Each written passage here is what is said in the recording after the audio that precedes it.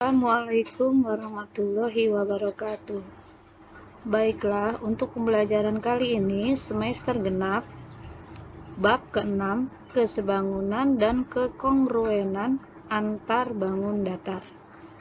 KD-nya yaitu 3.6 menjelaskan dan menentukan kesebangunan dan kekongruenan antar bangun datar. Yang akan kita bahas kali ini yaitu mengidentifikasi bangun-bangun yang sebangun dan kongruen. Ya, kalian perhatikan kegiatan 1, yaitu mengidentifikasi dua benda kongruen atau tidak kongruen. Ayo kita amati. Gambar yang A adalah dua buah gambar mobil yang kongruen. Gambar B adalah gambar dua buah mobil yang tidak kongruen.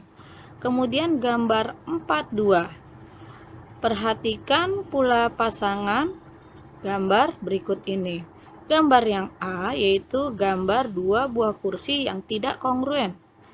Gambar B adalah gambar kursi yang tidak kongruen. Ya, kalian perhatikan gambar 4.3. Pada gambar A ada gambar 5 buah pensil yang kongruen. Gambar B adalah gambar 2 pensil yang tidak kongruen. Berikutnya gambar 4.4 dan 4.5. Kita lihat dulu gambar 4.4. Di situ gambar 2 buah figura yang memiliki ukuran yang sama.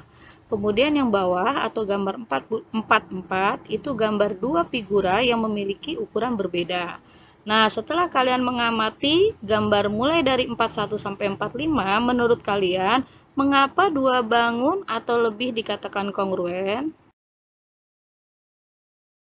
Ya, berikutnya kalian perhatikan gambar 47. Gambar yang C adalah gambar dua buah bintang yang tidak kongruen. Gambar D adalah gambar dua buah tabung yang tidak kongruen. Setelah kalian amati gambar-gambar atau contoh-contoh gambar mulai dari 41 sampai dengan gambar 47, kalian jawab pertanyaannya, yaitu yang pertama, mengapa bangun-bangun pada gambar tersebut kongruen dan mengapa bangun-bangun pada gambar 47 tidak kongruen. Kalian sebutkan alasannya dengan bahasa kalian masing-masing. Pertanyaan yang kedua, syarat apa sajakah yang dipenuhi apabila dua buah bangun atau lebih disebut kongruen? Selanjutnya, kekongruenan pada bangun datar. Contoh yang pertama, di sini ada gambar dua buah jajar genjang. Jajar genjang ABCD dan jajar genjang EFGH. Berdasarkan gambar tersebut, sudut-sudut yang bersesuaian yaitu sudut A sama dengan sudut E, sudut B sama dengan sudut F, sudut C sama dengan sudut G, dan sudut D sama dengan sudut H.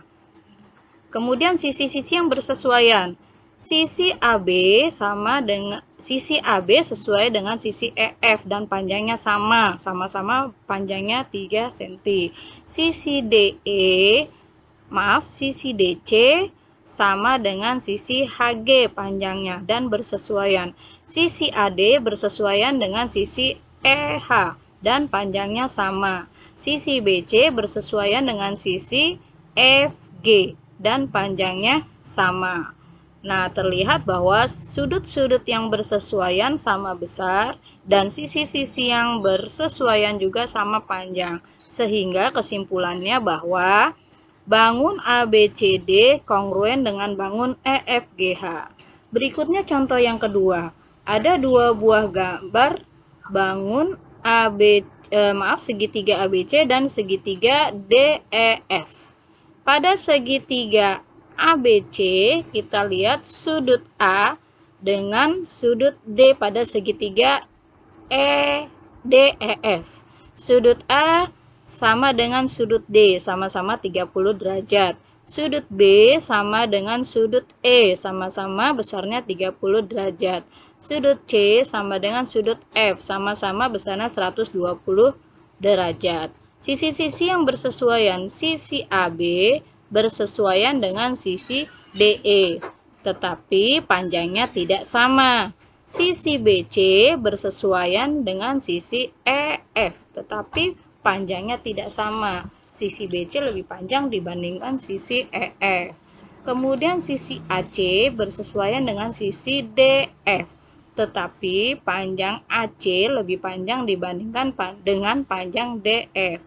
Nah, dari contoh yang kedua tadi, bahwa karena ukurannya tidak sama, maka kesimpulannya bahwa dua buah segitiga tersebut atau segitiga ABC dengan segitiga DEF tidak kongruen. Ya, selanjutnya kalian perhatikan di sini ada contoh gambar kesebangunan, yaitu gambar peta dan gambar rumah yang sama-sama berbentuk persegi panjang. Kemudian gambar yang berikutnya yaitu gambar pas foto, sama-sama berbentuk persegi panjang tetapi ukurannya berbeda. Oke, contoh berikutnya kita lihat contoh 1. Contoh 1 adalah dua buah trapesium yaitu ABCD dan EFGH. Berdasarkan gambar tersebut, terlihat bahwa sudut-sudut yang bersesuaian adalah sudut A sama dengan sudut E, besarnya sama dengan 90 derajat. Sudut B bersesuaian dengan sudut F dan besarnya sama. Sudut C besarnya sama dengan sudut G dan sudut D besarnya sama dengan sudut H. Kemudian sisi-sisi yang bersesuaian. Sisi AB bersesuaian dengan sisi EF. AB 2 dan EF 4. Kalau kita tulis dalam bentuk perbandingan, AB berbanding EF 2 berbanding 4. Kita perkecil menjadi 1 berbanding 2. Sisi AD bersesuaian dengan sisi EH. Perbandingannya AB 3 berbanding EH 6. Jadi 3 per 6. Kita perkecil menjadi 1 per 2. Sisi BC bersesuaian dengan sisi FG. Panjang BC 4, panjang FG 8. Maka 4 per 8 sama dengan 1 per 2. Sisi DC berbanding dengan sisi GH, yaitu 5 berbanding 10. Jadi 1 per 2. Nah, terlihat bahwa sudut-sudut yang bersesuaian sama besar. Dan perbandingan sisi-sisi yang bersesuaiannya juga sama besar. Maka bisa kita ambil kesimpulan bahwa trapesium ABCD dan EFGH adalah sebangun. Kalian lihat contoh yang kedua. Di situ ada dua buah persegi panjang. Yang pertama ABCD dan persegi panjang EFGH. Berdasarkan gambar tersebut, sudut-sudut yang bersesuaian adalah sudut A sama dengan sudut E, besarnya sama-sama 90 derajat. Sudut B sama dengan sudut F, besarnya 90 derajat. Sudut C sama dengan sudut G, besarnya 90 derajat. Dan sudut D sama dengan sudut H, besarnya 90 derajat. Sisi-sisi yang bersesuaian. Sisi AB bersesuaian dengan sisi EF. Nah, panjang AB 3 per atau perbandingannya AB berbanding EF 3 berbanding 5. Kemudian sisi BC bersesuaian dengan sisi EFG. Nah, BC berbanding FG kalau kita tulis menjadi 4 per 8. Kalau diperkecil menjadi 1 per 2. Kemudian DC berbanding dengan GH karena bersesuaian. Sisi CD yaitu 3 dan sisi GH adalah 5. Jadi 3 per 5. Kemudian panjang AD bersesuaian dengan panjang EH. Perbandingannya AD berbanding EH adalah 4 berbanding 8.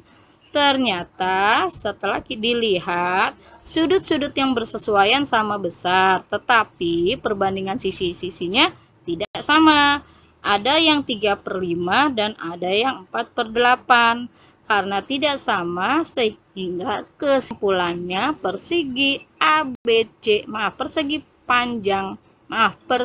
panjang ABCD dan EFGH tidak sebangun. Nah, dari contoh-contoh yang sudah diberikan tadi, maka bisa diambil kesimpulan bahwa dua bangun yang sama persis disebut kongruen, atau dua buah bangun disebut kongruen jika memenuhi syarat. Ada dua syarat. Yang pertama yaitu Sudut-sudut yang bersesuaian sama besar dan sisi-sisi yang bersesuaian sama panjang. Sedangkan kalau dua buah bangun datar dikatakan sebangun, dia memiliki syarat yaitu sudut-sudut yang bersesuaian sama besar, kemudian sisi-sisi yang bersesuaian memiliki perbandingan yang sama. Maka bisa kita ambil kesimpulan bahwa kalau bangun kongruen, sisi-sisi yang bersesuaian harus sama panjang. Sedangkan kalau bangun yang sebangun, perbandingan sisi-sisi yang bersesuaiannya harus sama besar.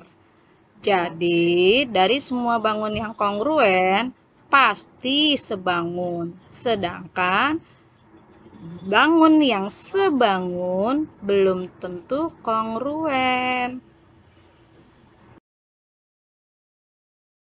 Sekian dan terima kasih. Wassalamualaikum warahmatullahi wabarakatuh.